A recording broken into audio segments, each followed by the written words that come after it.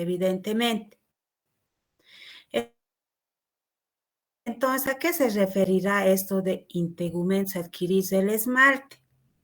A ver, vamos a ir viendo lo siguiente. Nos situamos en el esmalte, que es el tejido más externo del diente, el más duro de nuestro cuerpo, eso ya lo saben.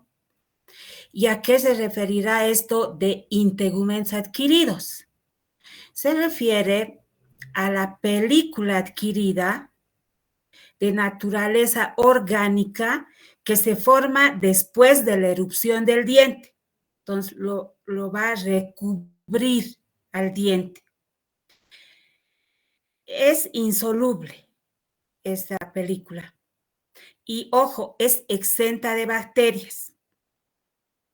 Exenta de bacterias, pero ya después vamos a ver que cuando falte higiene bucal va a servir de colonización. Esa es la parte que no es favorable para colonización bacteriana, por supuesto. Entonces decimos que esta película adquirida se encuentra sobre los dientes en toda la cavidad bucal. Como habíamos dicho, es una capa orgánica acelular, no va a haber microbios ahí. Y tiene la propiedad, esta capa orgánica acelular, de adherirse con firmeza al esmalte, se une como una cola, podemos decirlo. Y lo hace a la hidroxiapatita, es decir, se une a la hidroxiapatita, a este complejo mineral de calcio y fósforo que tenemos en nuestros tejidos y en este caso en el tejido dental del esmalte. No puede eliminarse con el cepillo, es tan fuerte la adherencia que no se va a poder. Y es bastante delgado. Tiene un espesor de 0,1 a 1 micrómetro, imagínense, delgadísimo, ¿verdad? Y ojo, se forma a menos de 2 horas de que ha erupcionado el dientecito. Entonces, esto por la naturaleza es para protegerlo del ataque de los ácidos y todo esto que puede arruinar el esmalte en este caso. Ahora, ¿de qué estará formada esta película adquirida? En realidad, se va a realizar, después de que ha erupcionado el diente, ¿no es cierto? Se va a realizar un depósito de glucoproteínas de la saliva y del fluido crevicular. De este fluido que está en el periápice, podemos decir, por la encía todavía. De ahí van a provenir estas glucoproteínas y de la saliva también.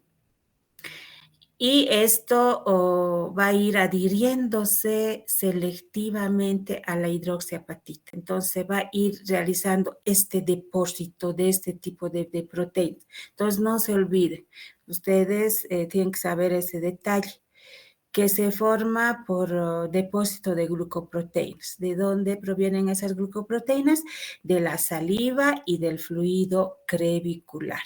Y esto se va a adherir a la hidroxiapatita en nuestro esmalte. Entonces, vamos a ver ahora qué papeles juega esta película adquirida. Son 2 papeles. Una, por la naturaleza, es protectora para evitar la descalcificación. Y esa película es resistente a la acción de los ácidos. De esa manera es una barrera de protección para el diente y no solo barrera de protección, también sirve para lubricar la superficie del diente, en este caso el esmalte. Y eso lo tenemos todos. En cuanto han salido nuestros dientes, ya se ha formado la película y está ahí protegiendo nuestros dientes. Pero también, si nosotros descuidamos la higiene bucal, esta película se va a convertir en destructora. ¿Por qué? Porque va a favorecer la colonización de las bacterias. va a ser un lugar donde se van a agregar las bacterias, pero obviamente si nosotros guardamos una buena higiene bucal y todo ello, va a cumplir esa función protectora. Pero en la mayoría de los casos, con la falta de higiene, sobre todo en los niños, en los jóvenes, entonces va a servir para la colonización de bacterias cariogénicas y no solamente de las bacterias cariogénicas, ¿no? Sino también de bacterias que van a dar lugar a la aparición de la enfermedad periodontal. Primero empezaremos con una gingivitis, luego una periodontitis necrotizante, qué sé yo, hasta que al final igualmente se van a caer los dientes porque se disuelve el esmalte, perdón, el ligamento en la enfermedad periodontal.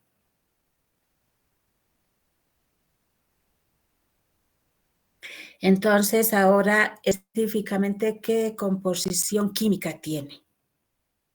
Ya habíamos visto que sí hay proteínas, hemos dicho que son glucoproteínas. Y si digo glucoproteínas, estoy hablando de proteínas conjugadas, ¿verdad? Proteínas que van a tener, aparte de aminoácidos, también glúcidos. Pero aparte de las glucoproteínas, vamos a tener también otros componentes. A ver, vamos a ver. Ahí está. Es glucoproteínas, ojo, son de carácter ácido y básico. Son de esos dos tipos. Y esto justamente hace que se adhieran a la hidroxiapatita, que se colen, si usted quiere, al esmalte. Pero aparte de esto también hay carbohidratos y hay lípidos. Entonces, si nos preguntan sobre la composición química de la película adquirida, diremos que está compuesta de glucoproteínas ácidas, básicas, carbohidratos y lípidos. Ahora vamos a pasar a ver lo que es la placa bacteriana.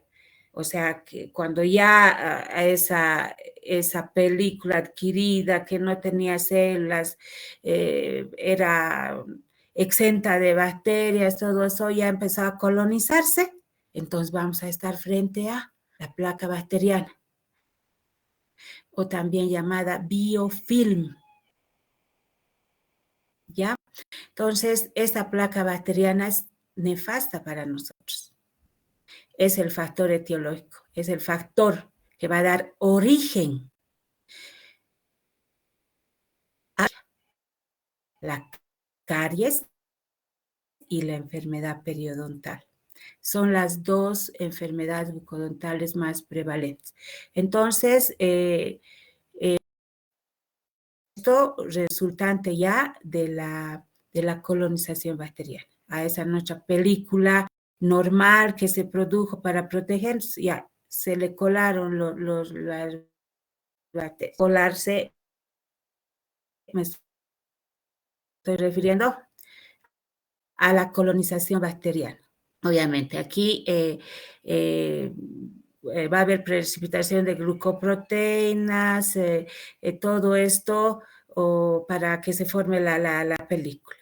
Pero ya a esa película, ¿quién se van a ir adhiriendo? Ya van a ir colándose microbios, todo eso, y va a haber un metabolismo bacteriano. ¿Qué van a producir esas bacterias si nosotros consumimos azúcares? Pues decirle sacarosa, glucosa. Nos van a producir ácidos, como el ácido láctico, el ácido acético, propiónico. Se eleva el pH y ¿qué ocurre? Se disuelve el esmalte. Si ya estamos en un pH crítico de 5.5, que es más o menos el pH del vinagre, entonces ahí ya estamos arriesgando nuestro esmalte y de esa manera la caries va a ir avanzando, porque ya va a ser una caries retinal, después va a llegar a la pulpa y eso es fatal, ¿no es cierto? Ahora, estos microbios, ¿qué mecanismos utilizarán para unirse a esta nuestra película adquirida? Hay mecanismos de adición que refiere la bibliografía, como fuerzas electrostáticas de Van der Waals, interacciones hidrófobas, también mecanismos de adhesión por enlaces de hidrógeno y movimiento browniano. Acá los grupos fosfato que están cargados negativamente, estamos hablando de los fosfatos de la hidroxiapatita, ¿verdad? Van a interactuar con las proteínas salivales y con las del fluido crevicular. Los grupos fosfato tienen carga negativa. Las proteínas salivales y el fluido crevicular, cargas positivas. Entonces se van a unir. Ahora, para que se forme esta placa bacteriana con adhesión de las bacterias, todo eso, tenemos que ver las fases. Hay fases para su formación de la placa. A ver, acá está eso. Primero, obviamente tenemos la película adquirida, después de que ha erupcionado el diente. Eso ya, de hecho, va a alterar la carga superficial del diente. Luego, segundo, si hay falta de higiene, va a haber adhesión bacteriana en puntos específicos ahí de esta película. Tercero, se va a polarizar la estructura dental.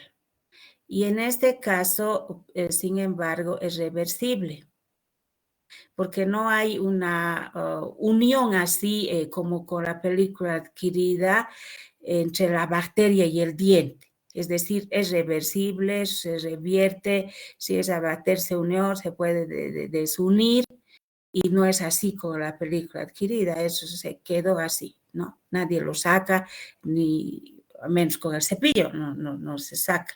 Pero acá sí, con las bacterias, ojo, es reversible. La unión es reversible entre la bacteria y el diente. Entonces, vamos a la cuarta fase. Acá ya las bacterias están unidas específicamente, ¿no? ¿Y cómo se unirán estas bacterias?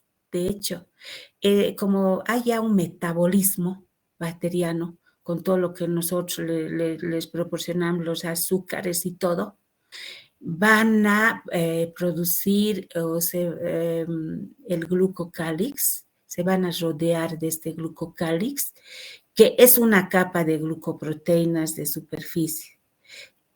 Ellas las elaboran, las sintetizan. Y en este glucocálix vamos a encontrar glucanos y levanos. Entonces imaginen que estas bacterias se han elaborado como una especie de cola para unirse ahí a la película, ¿no? Entonces, este glucocálix es producto de su metabolismo. Ellos se lo fabrican. Y en esta cuarta etapa también hay que ver la intervención, en segundo lugar, ¿no? De las adhesinas, también una especie de colas, sustancias específicas que se localizan en la superficie de la bacteria y que se van a unir a receptores glucónicos que están en la película adquirida. Entonces, así estamos viendo que por falta de higiene, esta película adquirida está favoreciendo la adhesión de estas bacterias, ¿cierto? Ahora, seguimos en la formación. Hasta ahí ya hemos visto, a ver, repetimos, primero, después que erupciona el diente, la película adquirida, segundo, ya hay adhesión de las bacterias, polarización de los dientes. En la adherencia bacteriana hay que considerar el glucocálix, sustancias, ¿no? El glucocálix que van a sintetizar estas bacterias y también adhesinas para unirse a esta película adquirida. Ahora seguimos con esto de la adherencia. Hasta ahorita hemos visto del glucocálix las adhesinas. Ahora vamos a ver que en este glucocálix que hemos hablado, también hay lectinas, y esas lectinas son las proteínas de este glucocálix. y esto va a formar puentes de unión entre los glucanos del glucocálix de las bacterias, ¿no es cierto? Y es de ese modo que una bacteria con otra se va a ir uniendo, formando los biofilms, porque los biofilms son agregados de bacterias, es decir, se van a ir colando una tras otra. Imagínense un tejido y las células, ¿no es cierto? El tejido está compuesto de células y las células se unen, ¿no es cierto?, unas a otras. Lo mismo las bacterias nos van a formar estos agregados. Y ese es el problema cuando se los quiere eliminar a los microbios. Por ejemplo, Candida albicans tiene una capacidad de formar los biofilms agregados que no se los puede eliminar, ese es el problema. Para eso, incluso mecánicamente, cuando se quiere retirar, por decirles, en los conductos.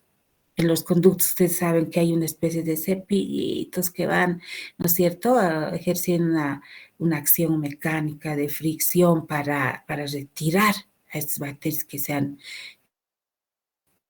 se han quedado ahí formando una especie de película, ¿no?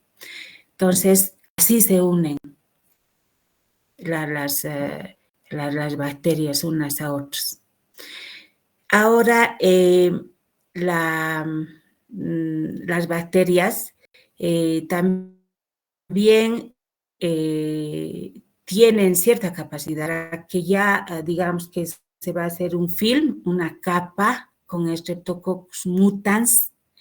Se precisa que en la saliva haya más de 10.000 bacterias por mililitro.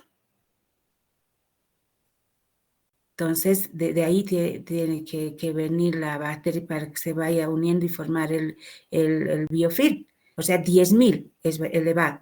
Sin embargo, en comparación con Streptococcus sanguis, se adhiere tan solo con una concentración salival de 1.000 bacterias y ya nos ha hecho un film más rápida. El otro todavía necesita de mayor concentración. Por eso es que cuando nosotros evaluamos el riesgo de caries en una población, hacemos recuento de Streptococcus mutans en saliva, ¿ya? Y vemos si esa población está en riesgo o no está en riesgo. Son investigaciones que se realizan para predecir el riesgo de caries. Eso entre otras, ¿no? Bueno, ahora seguimos con la formación de la placa bacteriana.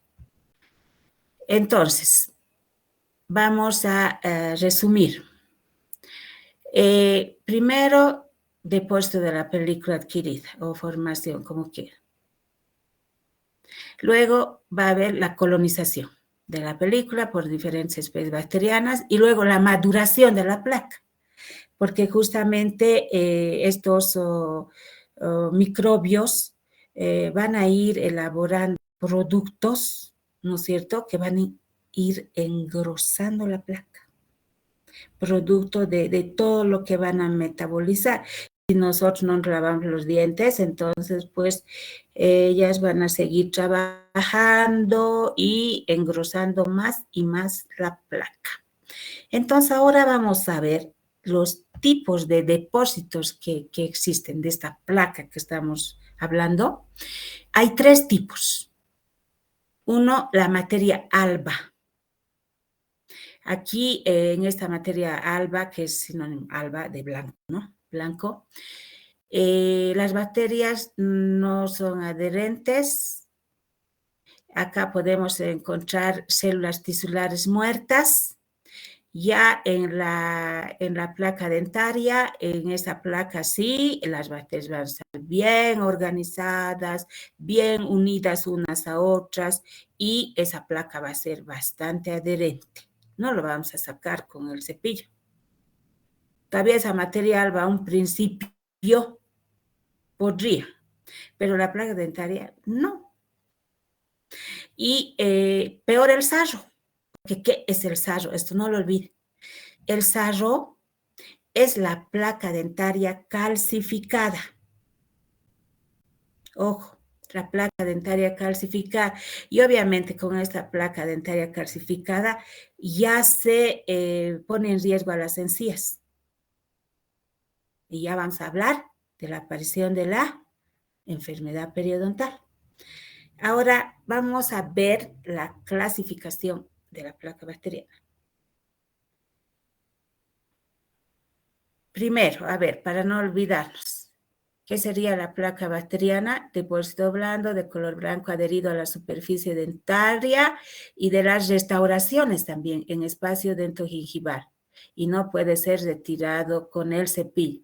Ojo, también en materiales de restauración puede depositarse la placa bacteriana. Por eso es que los investigadores tienden a encontrar materiales de restauración donde no se vayan a unir las bacterias. ¿Listo? Ahora, ¿cómo lo clasificamos? Lo clasificamos en supragingival y en subgingival. La supragingival, como su nombre indica, está localizada encima del margen de la encía y la subgingival localizada debajo del margen de la encía, en el tejido del surco y la raíz del diente. Ahora tenemos dos tipos de placa bacteriana. La placa bacteriana cariogénica y la placa bacteriana paradontógena. Es decir, que va a afectar a los tejidos periodontales. Estamos hablando de la placa que va a dar lugar a la aparición de gingivitis y periodontitis. Ahora veremos qué tipo de, o sea, los aspectos microbiológicos. A ver. Si decimos placa bacteriana, nosotros tenemos que imaginarnos a un sistema ecológico complejo y dinámico que está poblado de bacterias, ¿no es cierto? Siempre que digamos placa bacteriana, ya nosotros tenemos que imaginar esa colonización. Ahora, para que se forme esta población en esta placa, tienen que haber contribuciones endógenas, ¿no es cierto?, propias del huésped y exógenas, la dieta. Si nosotros les damos comida a esas bacterias, ellas van a estar chochas, van a crecer, se van a multiplicar, van a engrosar la película. Entonces, eso es importante, lo de la dieta, ¿no es cierto? Bueno, endógenas nos referimos cuando decimos huésped al dientecito. El diente es el que va a ser colonizado por las bacterias. Se va a formar la placa encima del diente y si nosotros les administramos a las bacterias dieta cariogénica, entonces ellas van a estar chochas. No sé si recuerdan de los azúcares no cariogénicos. Los azúcares no cariogénicos como el sorbitol y el xilitol no son metabolizados por estas bacterias. Por tanto, no va a haber metabolismo bacteriano que luego dé lugar a la formación de productos que engrosen la placa o de ácidos que nos dañen el esmalte. Entonces, por eso se llaman azúcares no cariogénicos. Y en sí, estas bacterias no contienen enzimas para poder comer estos azúcares. Por eso es que no van a producir caries. Bueno, ahora entonces su crecimiento, su reproducción va a depender de los factores exógenos de la dieta cariogénica, ¿cierto? Y ahora, si nosotros consumimos este tipo de azúcares no cariogénicos o los azúcares que tienen cero calorías, aspartamo, stevia, qué sé yo, vamos a reducir su crecimiento. y no se van a reproducir las bacterias porque no tienen comida. Ahora, se dice que el crecimiento, es decir, el grosor de esta película va a aumentar desde las 4 hasta las 8 horas de lo que nosotros hemos ido consumiendo los azúcares, ¿no? Y luego hemos consumido los azúcares y no nos hemos lavado los dientes. Pasa mediodía, un día, y ya pues no se lava los dientes, ya las bacterias crecen, se reproducen y ya están incrustadas en la película adquirida. Y ahí ellas se han instalado, por así decirlo, ¿no? Entonces se han instalado y ¿qué va a predominar? Van a predominar los efectos nocivos. Y ya aquí estamos prácticamente frente a una caries, ¿no es cierto? Porque no nos olvidemos, ahí están haciendo su carnaval las bacterias, destruyendo tejidos, produciendo productos nocivos. Entonces, estas bacterias cariogénicas se instalaron. ¿Y de qué bacterias cariogénicas hablamos fundamentalmente? De Streptococcus mutans, en primer lugar, que se lo considera el primer iniciador de la caries. Luego le sigue Streptococcus sobrinus, Lactobacillus sp, Actinomyces, Streptococcus mitis, Oralis, Gordoni, Angios. Son en realidad más de 700 especies bacterianas que podemos encontrar en la boca. Y obviamente esto depende también de cada población, según su dieta y todo eso. Tenemos también lo que se llaman las bacterias autóctonas. Por ejemplo, cuando yo hice una investigación para saber qué tipo de microorganismos predominaban en la boca, en los pacientes que acudían a nuestras clínicas, en más de un 65%, les puedo decir, había Candida albicans. Hay bastante Candida albicans en nuestro medio y como les dije, tienen esa capacidad de formar biofilm y es muy difícil de eliminar. Por eso hice mi investigación con el dióxido de cloro y sí, elimina el dióxido de cloro. Ahora, vacía. Ahí no podía ser de otra manera. Porfiromona gingivalis, en primer lugar, es la más patógena para la encía. Porfiromona gingivalis. Luego tenemos Agregatibacter, Actinomycetes concomitans, Tannerella forsythia y Treponema denticola. Estas son las principales bacterias patógenas para la encía y que evidentemente nos van a dar lugar a la aparición de gingivitis, luego la periodontitis, ¿no? Ahora, esta placa dental tiene su composición y vamos a ver cuál es su composición. En primer lugar, ¿qué vamos a encontrar? Microorganismos anaeróbicos y obviamente todos sus productos metabólicos.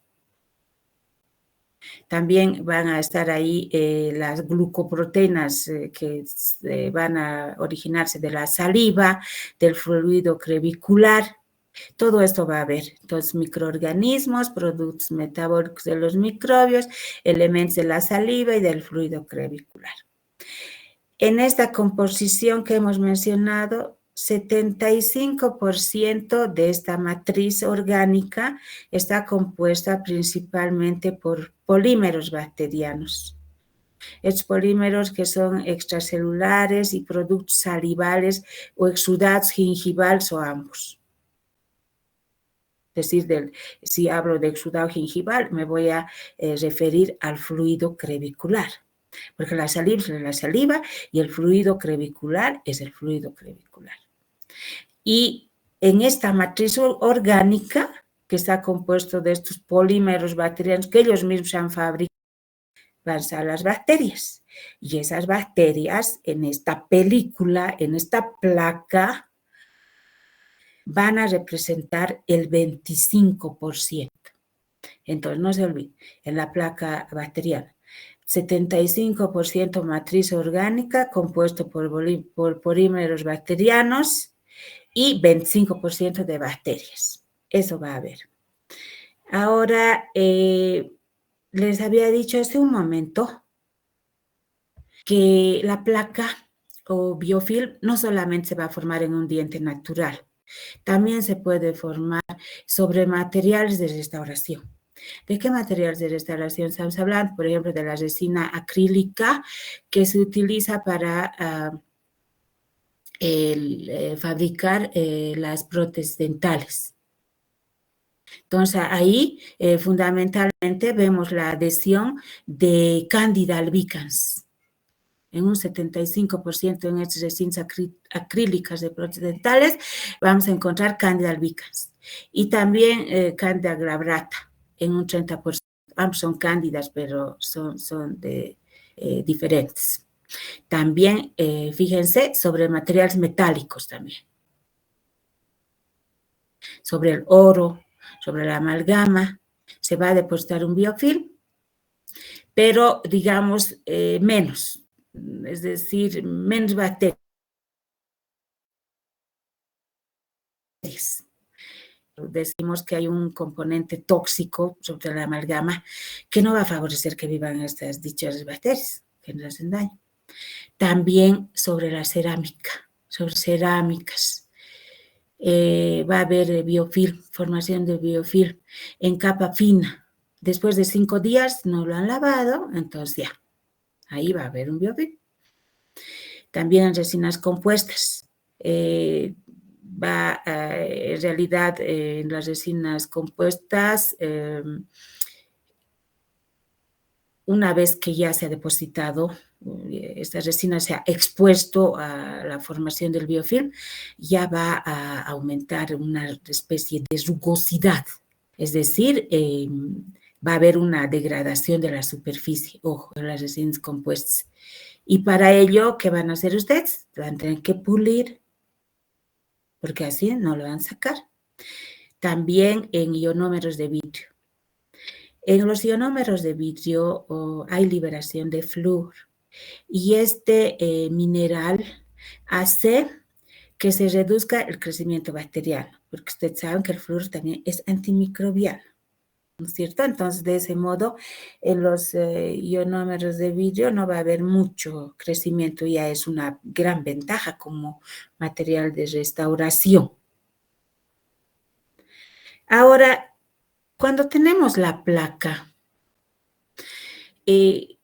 tendríamos que usar antibióticos, antisépticos,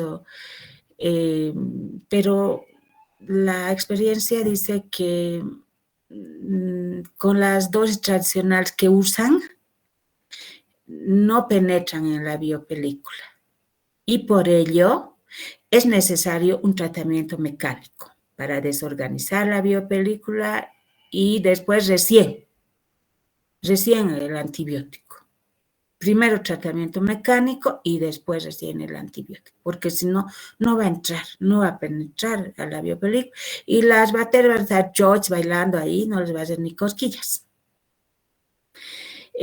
Luego, bueno, también tenemos agentes anticaries, sin ir lejos, el flúor, pero si hay presencia de placa de sarro, los agentes anticaries ya van a ser muy poco efectivos, ¿no? Luego también puede usarse los agentes desensibilizantes, esto cuando ya los túbulos dentinarios están expuestos, ahí ya realmente nos duele, ¿verdad? El diente, porque con una caries de esmalte no, digamos una manchita color tiza, qué sé yo, pero ya esto penetra a la dentina, los túbulos dentinarios están expuestos y ya, bueno, pero ya si hay placas, sarro ya muy avanzado, el agente desensibilizante ya va a ser poco efectivo. Por eso decimos menos efectivos si hay presencia de placa o de sarro.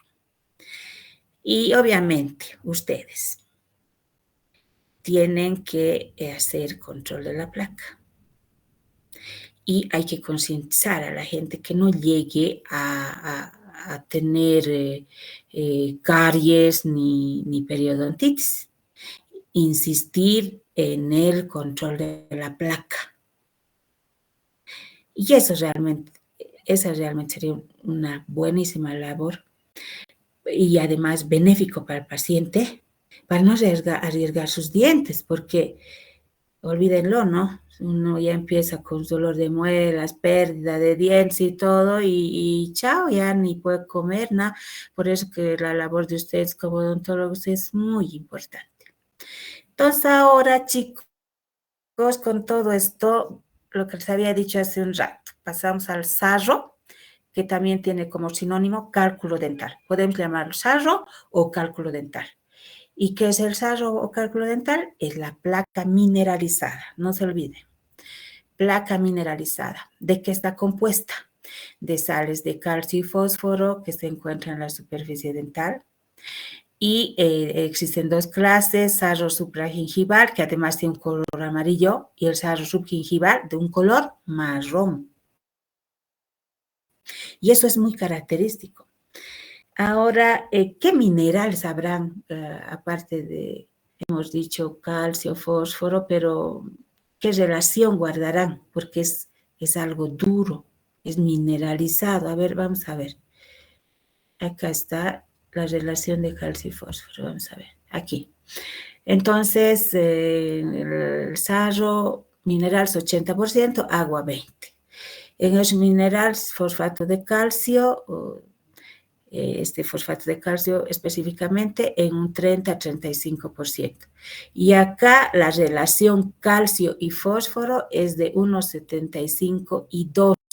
¿Qué quiere decir eso? Como está bien calcificado, va a haber más calcio que fósforo. Y dice dependiendo de la edad y ubicación del sarro, es decir que mayor la persona, entonces esa relación calcio-fósforo va a aumentar, va a haber más calcio, obviamente está bien calcificado, ¿no? Y también la ubicación del sarro va a ser también que esté más o menos calcificado, generalmente el supragingival. Ahora pasamos a ver específicamente la enfermedad infectocontagiosa, que es la caries dental. Esta enfermedad infectocontagiosa, que es la caries dental, va a destruir el diente. ¿Cómo va a empezar a dañar al diente? Desmineralizando el esmalte. Entonces, decimos, empieza con la desmineralización del esmalte. Llega hasta la unión esmalte-dentina. Se extiende hasta la pulpa. Y ya cuando hay infiltración de bacterias en los túbulos dentinales, ahí ya vamos a ver a nuestra abuelita, por así decir, de dolor, ¿no? Y obviamente va a haber ablandamiento de la dentina. Ya se forma un hueco ahí. ¿Qué factores tomamos en cuenta para su aparición? Es decir, ¿qué factores influyen en la formación de la caries? Primero, tomamos en cuenta la susceptibilidad congénita a las caries. Pueden haber personas que tienen muy buena higiene dental, tienen muy buena alimentación, una dieta rica en lácteos, todo ello, pero genéticamente están predispuestas a tener caries. Incluso sus dientes son no tan de bonito color, etcétera, y esto es genético. Y verlos, por ejemplo, es una envidia verlos pues, a los africanos con sus dientes tan hermosos, tan brillosos, blanquitos y todo, ¿no? Y también es genético.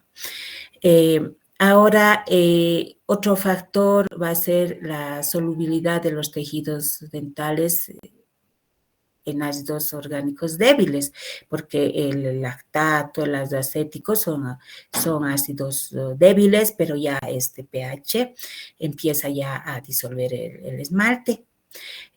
Otros factores, ahí tenemos a las bacterias que nos van a producir justamente estos ácidos y también enzimas proteolíticas, porque en el diente, ustedes saben, no solamente tenemos minerales, también tenemos una matriz orgánica formada por proteínas, fundamentalmente por la proteína que es el colágeno tipo 1. Entonces, ¿qué pasa? Estas enzimas de las bacterias, que producen las bacterias, van a ir rompiendo a estas proteínas, las van a ir hidrolizando. Por eso es que ya en una caries dentinaria, que es de segundo grado, están expuestas las fibras de colágeno. Y ahí es que atacamos, por ejemplo, con la papaína, que es una enzima proteolítica, que va a retirar estas proteínas que están dañadas. Esas fibras de colágeno expuestas, las va a digerir y nosotros vamos a sacar ese tejido cariado con una cureta.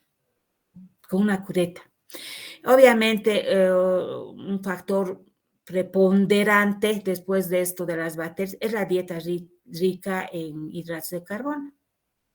Y ya estamos hablando de azúcares de digestión rápida. ¿Cuáles son esos azúcares de digestión rápida?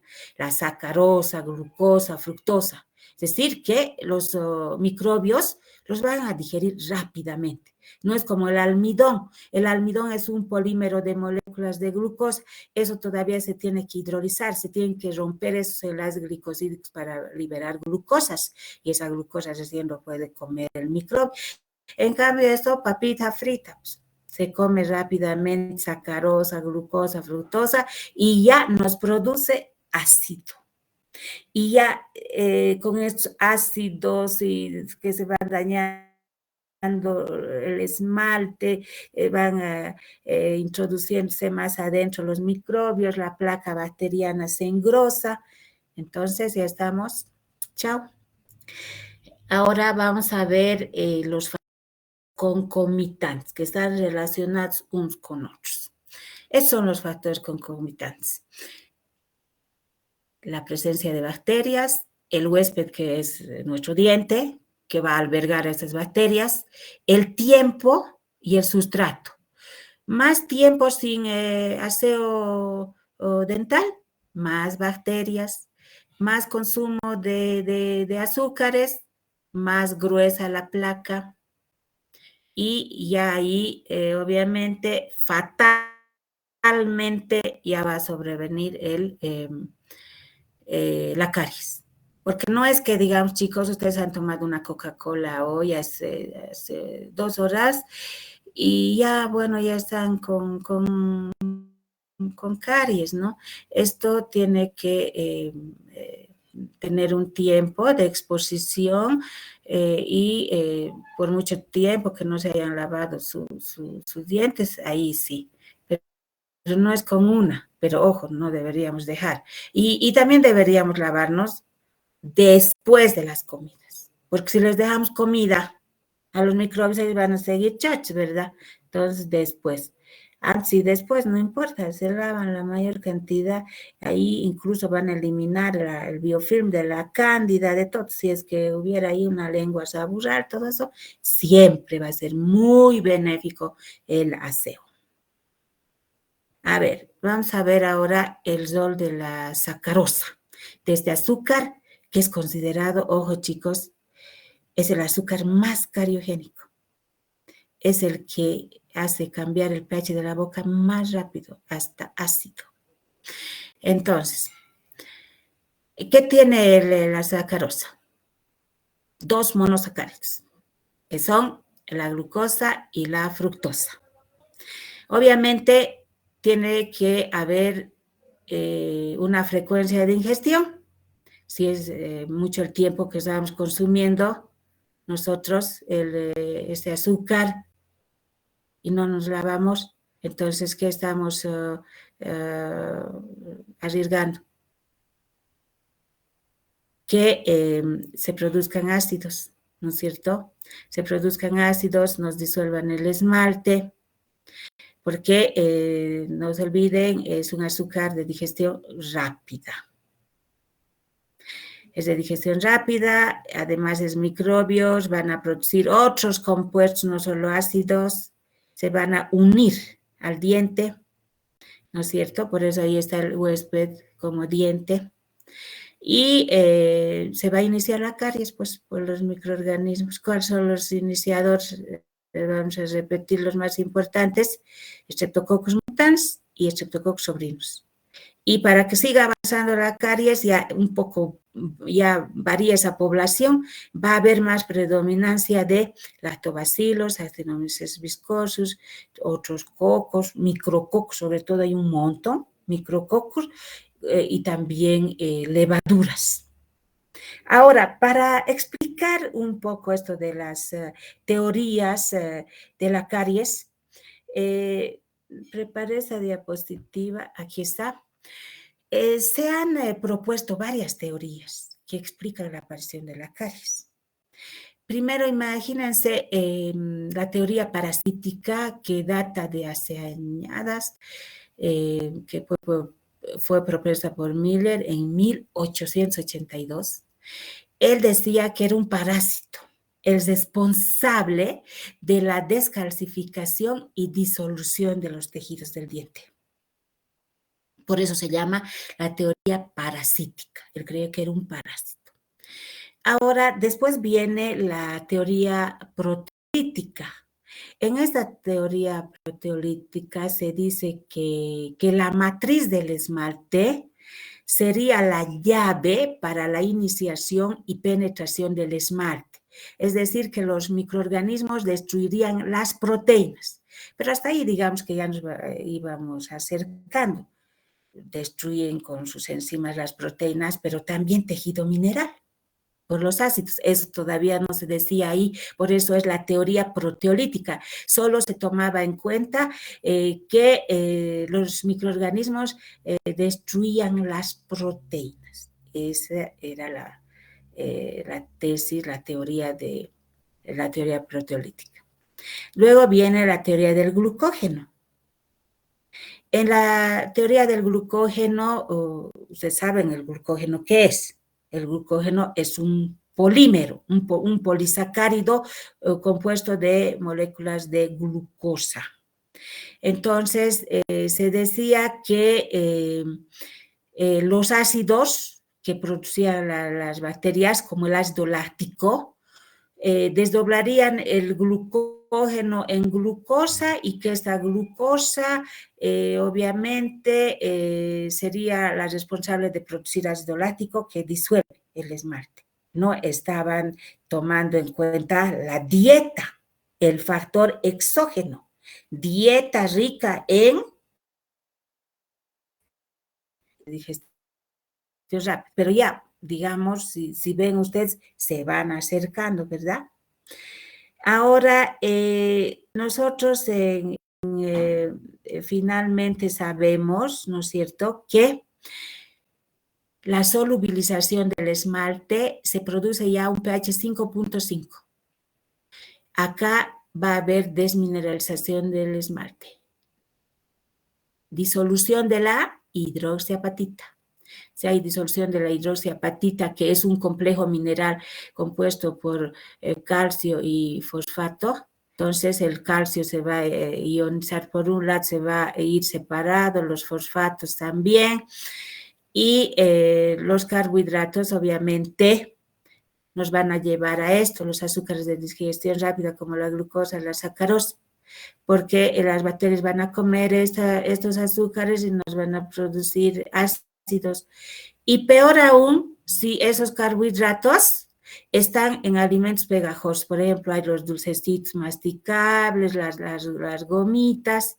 Entonces, los pegajosos son los más peligrosos porque van a estar ahí en las fisuras, qué sé yo, bien encajados, bien acomodados y obviamente a disposición de las bacterias. Entonces, los alimentos pegajosos son los más peligrosos también. Si no se lavan los dientes, obviamente si se lavan, bueno, no hay problema, pero generalmente no se lavan.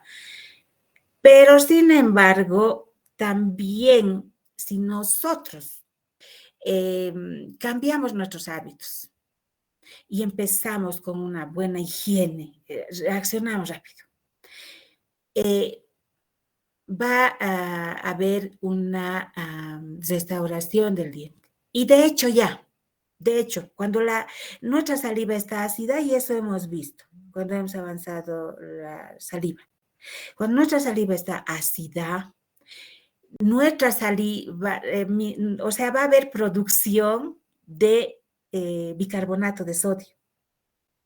Por eso se dice que la saliva tiene la función buffer, va a evitar cambios bruscos de pH y en este caso va a evitar que se siga haciendo ácido y va a segregar bicarbonato y el bicarbonato es una sustancia alcalina. Entonces, como es alcalino, va a ir a neutralizar la acidez de nuestra saliva y de esa manera ya nos está protegiendo. Pero, sin embargo, si nosotros seguimos ahí con un consumo de azúcares cariogénicos, no lavamos la boca, todo un desastre, la capacidad buffer de la saliva se va a ver rebasada y fatalmente va a haber acidez, una fuerte acidez que va a absorber el esmalte. Entonces, hay una reacción natural. Ahí va a funcionar la saliva cuando está ácida la saliva. También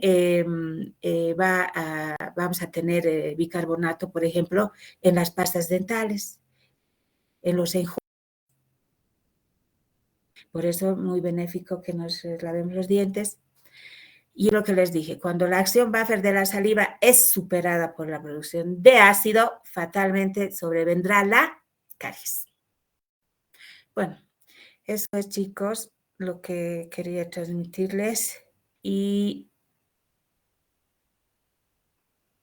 entonces esto ya es para el segundo examen del tercer parcial.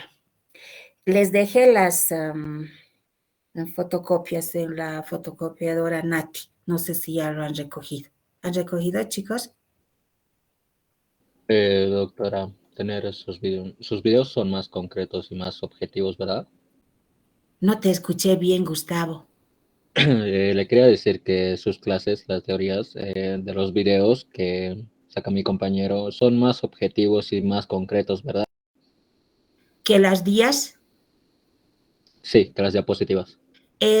Sí, Gustavito, justamente es muy importante la asistencia a la teoría porque estas diapositivas ustedes las pueden tomar de base para tomar nota.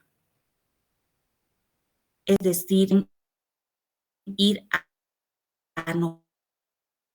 anotando en estas sus diapositivas donde no aparece todo lo que se dice, ¿no es cierto?, sino en el video. Entonces, las diapositivas se pueden complementar con el video, Gustavo. Gracias, doctora. Sí, bueno, a veces es necesario anotar, a veces otros tienen una memoria más auditiva, otros visual, entonces ustedes van a ver también eso. Es cierto eso, pero que dices que no todo está en las diapositivas. Otra cosa, tal vez una pregunta. Adelante. ¿Todo está bien? Sí, doctora, todo bien. Ya, entonces una cosita. En realidad habíamos fijado, ¿no es cierto?, nuestro primer examen para el 17. A ver, un ratito, me voy a fijar, por favor. Aquí tenemos nuestro grupo. Sí, lunes 17, martes 18 y viernes 21. Es hasta nutrición. Y lo repito, metabolismo de porfirinas, metabolismo de purinas y pirimidinas, integración del metabolismo y nutrición, de esos 4 temas. No se olvide. También les puse un mensaje donde hay que ir avanzando en base a la plantilla, la monografía. Hay que completarla para que de ese modo ya venga la revisión ya más objetiva sobre lo que han hecho. Creo que la plantilla está también bastante clara con ejemplos, entonces tomen esto, chicos, tomen muy en cuenta. Bueno, eso sería lo que les puedo decir, chicoquitos, y a estudiar, escuchar los videos, todo eso. Bueno, me despido de todos ustedes, chicos, que tengan buena tarde.